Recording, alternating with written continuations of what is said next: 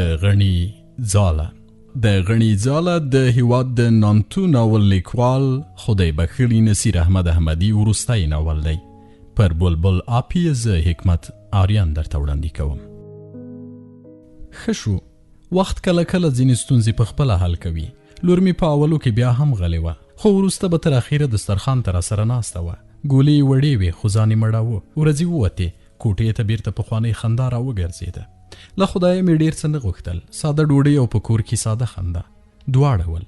موږ به پر دیوال د یو بل په سیوري کې هم خندا لټوله. زړې پردې ته به مو کتل. تکړه به هغه و چې د پردې په ګونځو کې د یو بل څیرو ته ورته شکلونه ومومي. همدا ژوند و، ښه ژوند. یوه ورځ د کارګرو ډونګا خته، ویلې چې قیمتي ډېره ده، په دې تنخوا د کور ګزاره نشي کولی. ټولې په یوه خوله وې چې دا موضوع به د شرکت له مالک سره شریکوي، خو یوې هم پورته د ختلو زړه نه درلود. اخیر سر کارګره دفتر ته ورغله. مشر راغی، په ارامو اعصابو یې خبرې وکړې. له بحث پرته یې قیمتي ومنله. ویل چې له یو شرکت سره یې د ډېرې میوې د خرڅلاو خبرې کړي، ګټه یې ډېره ده، که توافق ته ورسره ورسیږي تنخواوې به زیاتې کړي. یوې هم څه ونه ویل. د مشر خبرې هوایي ورته ښکارېدې، زړه ته یې نه لوېدې.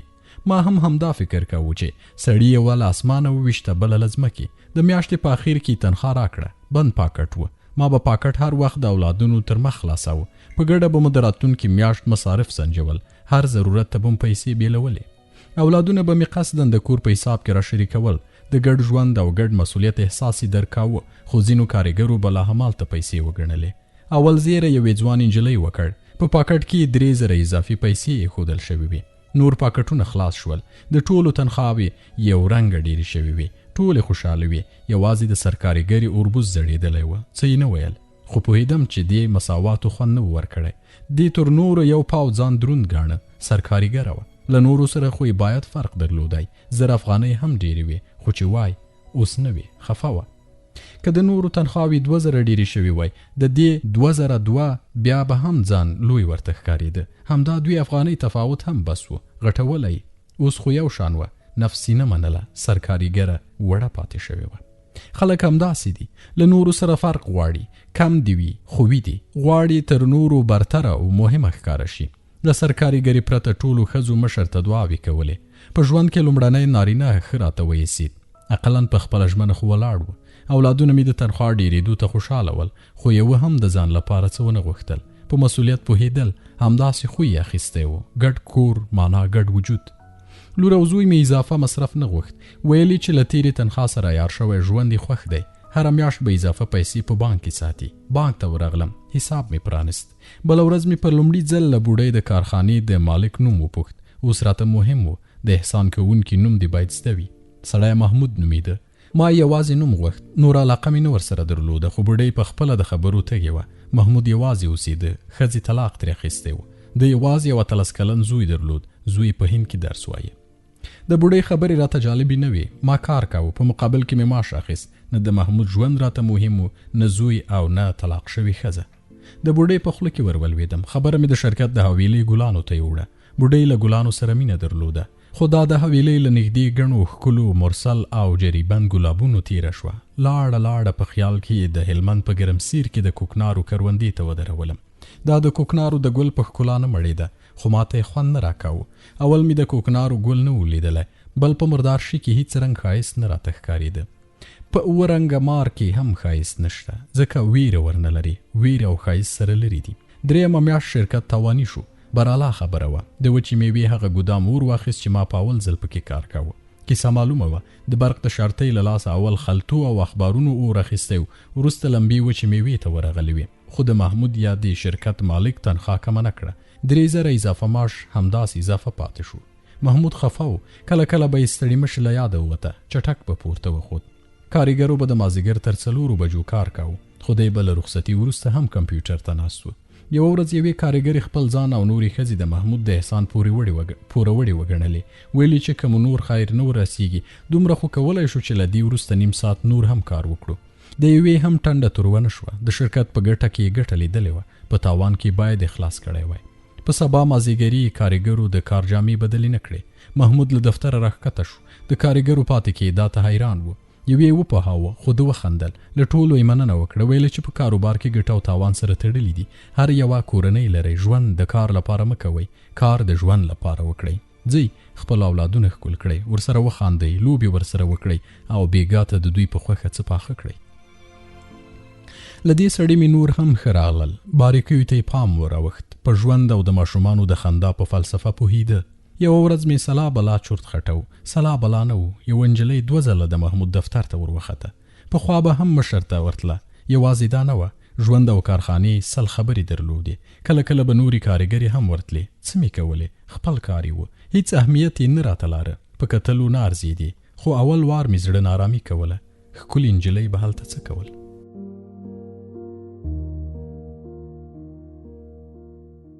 د ډوډۍ په وخت مې ځان ته قناعت ورکړ. طاهرې سمه لیونۍ په تای څه؟ خپل کار دې کوه. بس ته قاب وریجې مې وخوړې. خو بله ورځ به مې بې اختیاره ورمیخ کوږ شو. په ټولو پسې مې پام و. څوک دفتر ته ورتلل او څه یې کول.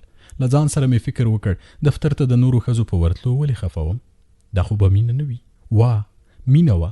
آن د شپې به هم د محمود ډبلې وروځې او غټې سترګې نیغې راته ولاړې وې. فکر مې کاوه چې مینه به ورو ورو راځي.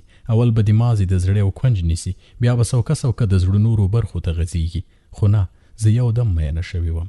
یو دم ما اورېدلي و چې مینه وړه بانه غواړي، تل په ښکلا او عمر پورې نه ده تړلې. مازې به د یو چا خندا زړه درنه یوسي، یا به یې کوم خوی خوند درکړي، یا به یې په مهرباني مینه شي، یا به یې اخلاق تاثیر در باندې وکړي. آن کله کله د یو چا غوسه هم خوند درکوي. دی به درته غوسه وي، ته به یې له خدایه نوره غوسه هم وغواړې. توبې مې ویستې. خدای ته مې پناه وروړه، خو نه کېده. د خدای تر یادېدا مخکې به مې هم د محمود څېره سترګو ته ودرېده. له ځان سره به مې وویل چې ښه، په دې سړي کې د مینتوب څه دي؟ ارتې سپږمې که اوږده خوله؟ یو هم نه. خو زړه مې قناعت نه کاوه. همدا ارتې سپږمې او بې ډوله خوله هم ښه راته ایسېدله. په دې سړي کې یو بل څه و، غرور. نه، له غروره مې بد راتلل. پوهه، شاید انسانیت. هو، همدا انسانیت، د ژوند په رموزو پوهېدل او مهرباني. یا به دا هم نه و. ما 5 خبرې نه وې ورسره کړې. نه پوهېدم، خو له دې سړي مې ښه راتلل. پاک راته ښکارېده. په دومره ښکلو نجونو او ښځو کې مې د ده یوه بېباکې هم نه وه لیدلې. بیا مې په زړه کې راتېره شوه، وي به بېباکه به وي. هېڅ نارینه هم پاک نه دی. ټول په ښځو پسې ګرځي. ځینې پیدا کړي ورسره پرېوځي، خو نورو ته چې موقع نه شي مساعده، هیله یې وخېژي. له بېوسې ورځې په زور ځان متقي کړي، خدای ورباندې ګران کړي. خو دې خبرې هم قانع نه کړم. عیاش انسان که هر څومره ځان وساتي او د پاکي تمثیل وکړي، بیا به یې هم بېباکي ښکارېږي. خو دې سړي یوازې خپل کار کوه. نه یې ښځو ته کتل او نه یې له کومې یوې د ټلیفون شمېره غوښته. نه پوهېدم، خو ما ته یې نه و کتلي. کتلې یې ول، خبرې یې را سره کړې وې، خو بدې سترګې له ورایه ښکاري. انسان ورباندې پوهېږي، ټول شهوت سترګو ته راختلی وي. دې سړي د ماشوم غوندې معصومې سترګې درلودې. داسې نارینه کم پیدا کېږي. په 100 کې یو یا به نه وي. نه پوهېږم. ما خو چې له کوم نارینه سره خبرې کړي، نو سترګو یې هم څټلم. بل سهار مې له بوډۍ د محمود په اړه معلومات وغوښتل. بوډۍ وخندل. شاید شکي شوي وای. هره خبره مقدمه غواړي. اول به د شنه چمن رنګارنګ ګلانو او د حویلې پاکوالی یادوي. وروسته به همدا ښایست د محمود له ذوق سره تړي. بیا به ورته وایي چې دومره باذوقه، شتمن او مهربان انسان ولې واده نه کوي.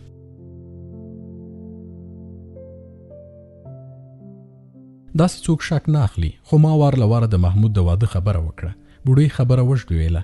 اول اشپزي ته لاړه، بیا یې خپل لاسونه راوښودل چې له بخاره ډک ول. ویل یې چې د دیګ د مسالې تاثیر دی. دې له مسالې سره حساسیت درلود.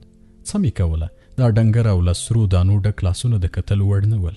مخکې به دا راته غږېده، خوا به مې ورته بدېده. د دې چټیاتو ته به مې غوږ نیولی و. خو دا وار زه ورته احتیاجوم. زیاتره انسانان هم داسې دي. ته به یې چټیاتو ته حوصله کوې، دوی به ستا سمې خبرې هم نه اوري. ځان مې ملامت کړ. بوډۍ مخکې څو وارې د محمود مهرباني یاده کړې وه، خو ما به خبره بلې خواته وړله. دا وار ما خبرې غوښتې، دې نخرې کولې. ژوند هم دا دی. که مین یې، نو د مین سپي ته به هم احتیاج یې. غواړي به چې ژوند ولري او خبرې درته وکړي.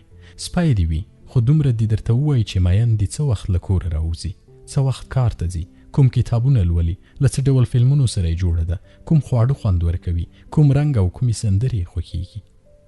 ان د مین د اوسېدو ځای به هم در باندې ګران وي. محمود باغ بالا ته مخامخ د غره په ډډه کې اوسېده. ما ته یې کور نه و رامعلوم، خو د ده په خاطر ټول غر او د غره لوړ کورونه را باندې ګران ول. په هماغه مازدیګر مې له دواخانې د حساسیت ضد ملهم راواخیستل. بوډۍ سهار لمر ته خپل لاسونه غوړ کړل. له یوې او بلې خوا یې څو بېمانا خبرې وکړې. جارو یې ور واخیست، لاړه. د ورځې نارامه وم. تر کارتنونو مې لویې ښیښې ته ډېر کتل. کاش د څوکۍ مخه سالون ته وای. اوس یوازې د محمود په ککرۍ ښکارېدله. بانه مې پسې غوښته. نه وه، څنګه به ورتلم؟ یو مارکر مې راواخیست. پر کارتن مې شنه لنډه لیکه وایسته. بیا مې کېښود. اوس مې له سرکارګرې سترګې نه اړولې. نور کله به د ورځې څو وارې تشناب ته تله، خو دا وار کراره ناسته وه. له ترموزه مې پیاله ور ډکه کړه، ور مې وړه. دې حیرانې سترګې راته نیولې وې. ما له خدای د سرکارګرې تشناب غوښت. اخیر لاړم. ما هم کارتن واخیست، پورته وختم. د شوبې دروازه مې وټکوله، ور ویې غوښتم. محمود پر کاغذ څه لیکل. څنګ ته یې ودرېدم. کارتن مې پر میز ورته کېښود. ورو مې ویل، صاحب، اول وار په یو کارتن د مارکر لیکه راغلې ده. سرکارګره نه وه. تاسو ته مې زحمت درکړ، څه ورسره وکړم؟ د ما ته ونه کتل، کارتن ته یې وکتل. کاشکې زه کارتن وای.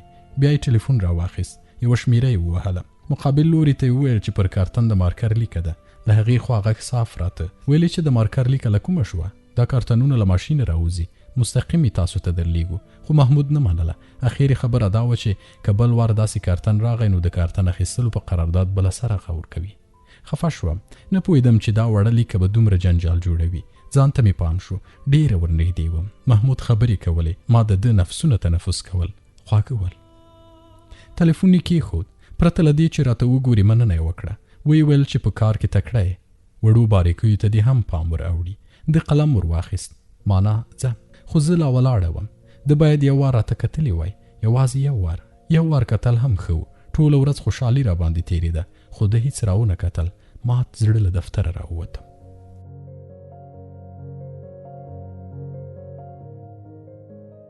محمود په سبا دفتر ته رانغی. ایله مې تر 10 بجو ګزاره وکړه. نارامه وم. دی نه و، نو کار نه و، 18 کارګرې نه وې، پسته کارخانه نه وه، ژوند نه و.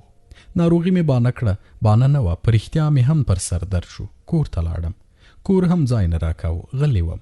اولادونه مې هم را سره غلی ول. خبرې مې لنډې وې. د دوی خبرې هم لنډې وې. ما نه خندل، دوی هم نه خندل. یا به یې درس وایي یا به یې تلویزیون ته کتل. ویدېدا مو وختي شوه. ما نه ورته ویلي، خو زما وخته پرېوتا به دوی هم مجبور کړل چې د ګروپ ساکټ ته لاس ور وغځوي. یو ځل مې لور راته کېناسته. ویلې چې څه خبره ده؟ غلی او خفه یې. ستړیا مې بانه کړه. دا خبره یې زړه ته نه لوېده. ما مخکې ورته ویلي و چې کارتنونو ته کتل به نو څه ستړیا ولري. ډاډه وم. د مینتوب شک یې نه کاوه. مور به څنګه مینې ده؟ اولاد هر څه مني، خو د مور مینېدل یې زړه ته نه لوېږي. آن په ذهن کې یې هم نه ورګرځي. لور ته مې خوا بده شوه. پوهېدم چې رامینې ولې له زړه نه ووت، ولې خواشینه وه، ولې اشتیا نه درلوده، ولې غوسه کېده. ما ټول هغه علایم درلودل چې دی د مینتوب په وخت کې لرل. سلا بلا به خوشکه راتله. ګولې مې وړې شوې. تل به ګنګ سوم. دیوال ته به مې کتل. کله کله به مې په بړستنه کې بې اختیاره وژړل. په ژوند کې مې په لومړي ځل یو نارینه خوښ شوی و. څومره له درده ډکه خوښي. یوه ورځ آینې ته ودرېدم. غټو سترګو مې تورې حلقې نیولې وې. زه به په 24 ساعته کې یوازې نیمه دقیقه خوشحاله وم. همدې نیمې دقیقې ته به مې سترګې وتې. ورته ماتله به وم. محمود به هر سهار راته. په سالون کې به یې له ټولو سره عمومي پوښتنه کوله. د جوړ ناجوړ احوال به یې اخیست. پورته به خوت. ما به تر وروستۍ زینې پسې کتل. همدا نیمه دقیقه مې ټول ژوند و. کاشکې زینې دومره لنډې نه وای. یاده یې تیز نه ختلی. اوس خو سلام او پورته ختل نیمه دقیقه و. دنیا له خلکو ډکه وه. 1 نه 2 نه 3 نه. په همدې کابل ښار کې میلیونونه انسانان اوسېدل، خو زما یو ته هم پام نه و. ټول ښار تش راته ښکارېده. خپل اولادونه مې هم هیر ول. نه وم ملامته. خپل واک مې نه درلود. زړه مې له محمود سره و. دا سړی مې ټوله دنیا وه.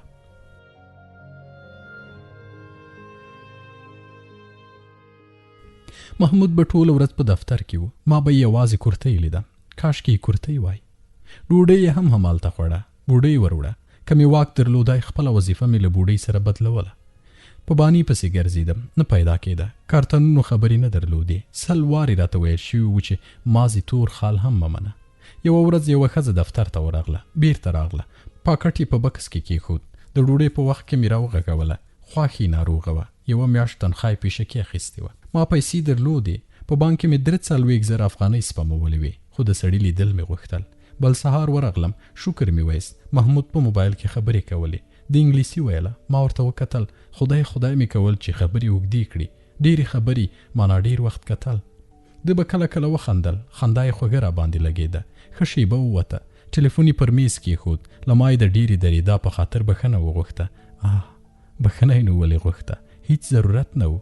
زه یو کال هم د ده لیدو ته درېدی شوی. هیڅ شکایت به مې نه کاوه. نه به مې څه خوړل، نه به په ستړیا پوهېدم او نه به هم خوب راته. یوازې ده ته به مې کتل. دی غلی شو. غټې سترګې زما د ورتګ علت ته ماتلې وې. نه کېده. لنډ مې وپوهاوه چې یوې میاشتې پیشکي تنخوا ته ضرورت لرم. د اول د میز روک کش کړ. بیا یې د کورتۍ جیبونه ولټول. وروسته یې بخښنه وغوښته. ویې ویل چې پیسې به سبا درته راوړم. غلی شو. خو ما غوښتل چې خبرې وکړي، بوډا یاد کړي، ټوکې وکړي، وخاندي. د دې مازې خوله چوله کړې وای. ساده خبرې ته مې هم خندل، ډېر مې خندل، له حده ډېر. خو د هیڅ ونه ویل. مجبوره وم. دفتر مې پرېښود، خو بیا هم خوشحالي نه وه خلاصه. سبا مې د پیسو د اخیستلو په وخت کې خبرې ورسره کولی شوی. ما هیڅ رایش نه کاوه. خدای سپینوم. خو په هماغه مازدیګر مې په کوټې سنګي کې سرخي او سفیده واخیستل. د سترګو تورې لیکې مې باید سپینې شوې وای او سپین بغور مې او څه سره راغلی وای. سهار مې لا په تشناب کې چادري پر سر کړه. سرو بغورو مې اولادونو ته پوښتنې پیدا کولې. په سالون کې ټولو ښځو راته کتل. زما دا سور مخ بیڅه نه و. کارتونونو ته ورغلم. یو وار به مې کارتن ته کتل، بیا پر دیوال راځوړن ساعت ته. محمود راغی. په سالون کې پاکټ راته ونیو. راته ویې هم نه کتل. دفتر ته لاړ. خو مالا یو بل چانس درلود. د تنخوا د اخیستلو امضا مې پاتې وه. خامخا به یې دفتر ته ورغوښتم. شیبه وروسته سرکارګرې غټه کتابچه راوړه. د خپل نوم څنګ ته مې امضا وکړه. تشناب ته لاړم. خپل مخ ته مې اوبه ور واچولې. اوله لپه سره وه. په اوبو کې د سرخي رنګ ګډ و. همالته کېناستم. ومې ژړل. په ژړا کې غوسه راغله. محمود ما ته باید کتلی وای. له دې سړي مې په زور په زړه کې کرکه پیدا کوله. د ده خالیګاوې مې موندلې. ویل مې چې مغروره دی، بدرنګه دی، پیسې د انسانیت معنا نه ورکوي، د ګرانښت لپاره هیڅ نه لري. خو په زړه کې مې کرکه نه پیدا کېده. څومره چې به مې کرکې ته بانې لټولې، په هماغه اندازه را باندې ګرانېده. بله ورځ کار ته رانغی. دیوالونو خبرې نه کولې. د پوښتنې زړه ما نه درلود. سرکارګرې خپله وویل چې محمود د یوې هفتې لپاره هند ته د خپل زوی لیدو ته ورغلی دی. یوه هفته ډېر وخت و.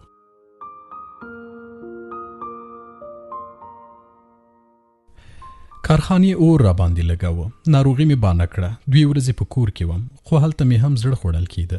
3 سهار کار ته ورغلم. ټوله ورځ مې زنو او ترخیخي ورهاخوا کمپیوټر ته کتل. د کمپیوټر یو کونج ښکارېده. بیا هم ښه و. محمود به همدې کونج ته کتلی ول. کله کله به مې ساه کش کړه. فکر مې کوه چې د سالون په هوا کې د محمود د وجود بوی پاتې دی. په 4مه ورځ سمه لیونی وم. اول وار مې له سرکارګرې سره خوله ووهله. ناوخته ورغلی وم. دې یوازې ساعت ته وکتل، خو ما خبره لویه کړه. ساعت ته کتل مې د ځان توهین وګڼه. د ورځې په نیمایي کې په خپل سر له کارخانې ووتم. په سبا مې په حاضري کې نیمه ورځ قانه قید شوې وه. د شرکت په اصولو کې همدا لیکل شوي ول، خو دی دومره سر نه پسې ګرځاوه. په نیمه ورځ یې څه نه ویل، خو اجازه مهمه وه. ما سرکارګرې ته نه و ویلي. ورغلم. سرکارګره مې سپکه کړه. دې هیڅ ونه ویل. ټولو ښځو په حیرانۍ راته کتل. جمعه په کور وم. شنبه او یکشنبه مې هم غیر حاضري کړې وه. دوشنبه شرکت ته ورغلم، خو محمود نه و راغلی. بیرته په خپل سر کور ته لاړم. نه کېده.